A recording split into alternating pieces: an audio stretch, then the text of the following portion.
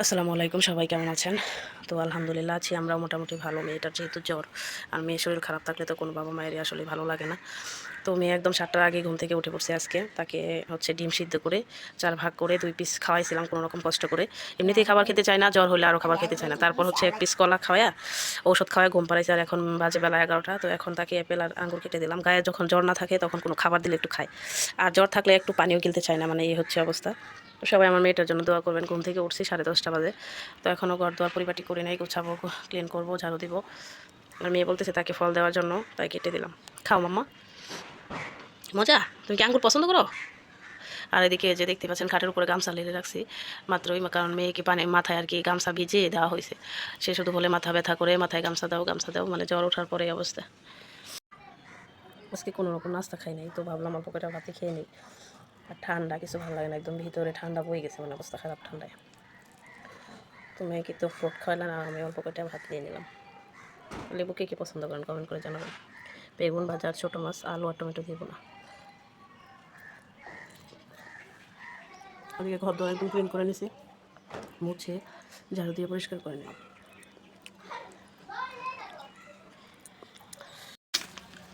তো এদিকে গোসল নামাজ শেষ করে কাঁথা সেলাইতে বসলাম। ভাত রান্না করছি শুধু, তরকারি তো সকালবেলা যা আছে তাই, শুধু অল্প একটু ভাত রান্না করছি। আর মেয়েকে জিজ্ঞেস করতেছি যে আম্মু তুমি কি দিয়ে ভাত খাবা? সে তো কোনোভাবেই বলতেছে না, সে বলে আমার জ্বর না, আমি খাবো না। তো এখন মেয়েকে খাওয়াবো। কাঁথা সেলাই পরে করবো আপাতত। দুটা মানে সেলাই করেছি, 2টা তাগা বলে এটাকে আমাদের ময়মনসিংহের বাসায়। তো আপনারা সাথেই থাকুন। আজকে বারান্দায় বসে কাঁথা সেলাই করতেছি, প্রতিদিন বিছানায় বসে করি, তবে আজকে ভাবলাম যে রুদ্রে বসে একটু কাঁথা সেলাই করি, তাহলে ভালো লাগবে। বলাইতে হবে জান বাচ্চা, ভাত খাবে না? কি দিয়ে ভাত খাবে বলো? ডিম ভাজি করে দিব? আল্লাহ, মনেই নেই আমার। তো এদিকে আমার কাঁথা সেলাই করে মানে এতটুকু সুই দিকে গেছে, এতটুকু পর্যন্ত। এই যে সুইয়ের সুইয়ের মানে এতটুকু আমার হাতে ঢুকে গেছিল, টেনে টেনে বের করছি। আমার পানি পিপাসা পাইছে, বলতেছে আমার পানি দাও না।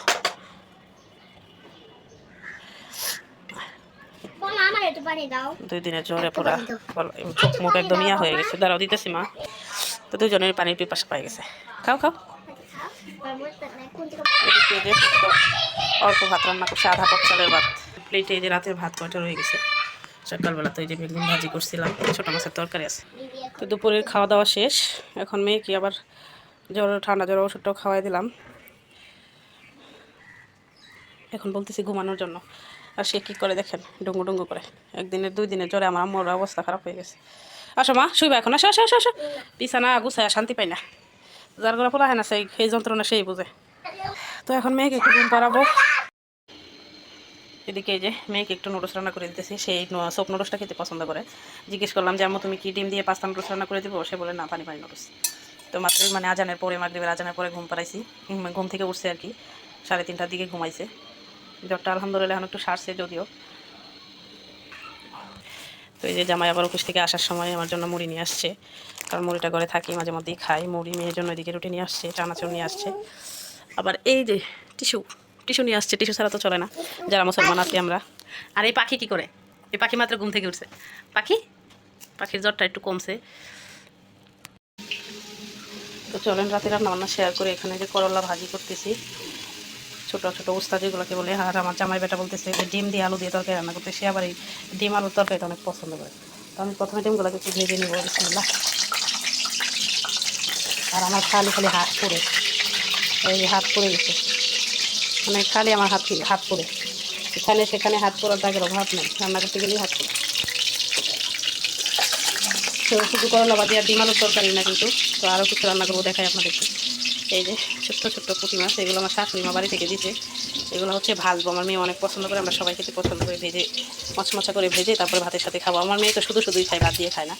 এদিকে আবার এই যে ডাল ভিজিয়ে রাখছি, ডালের বড়া বানাবো। রাতের খাবার দাবার হচ্ছে আজকের এগুলোই। তো রান্না বান্না করি, সাথেই থাকুন। তো এদিকে এই যে করলা ভাজি হয়ে গেছে, বসাইলাম এখন ডালের বড়া। আর এদিকে এই যে তরকারিটা বসাই দিয়েছি, ডিম তরকারি, মাত্রই ঝোল দিলাম, ডিম এখনও দিইনি। তো রান্নাঘর কিন্তু একদম গুছাবো একদম, রান্না করে তারপর সব কিছু ক্লিন করব। এই তো আমার রান্না বান্না শেষ, ডালের বড়া, ছোটো মাছ ভাজা, আর এখানে হচ্ছে আমার জামাইয়ের পছন্দের ডিম তরকারি। এই যে তো অনেক কিছুই রান্না বান্না হয়েছে কিন্তু।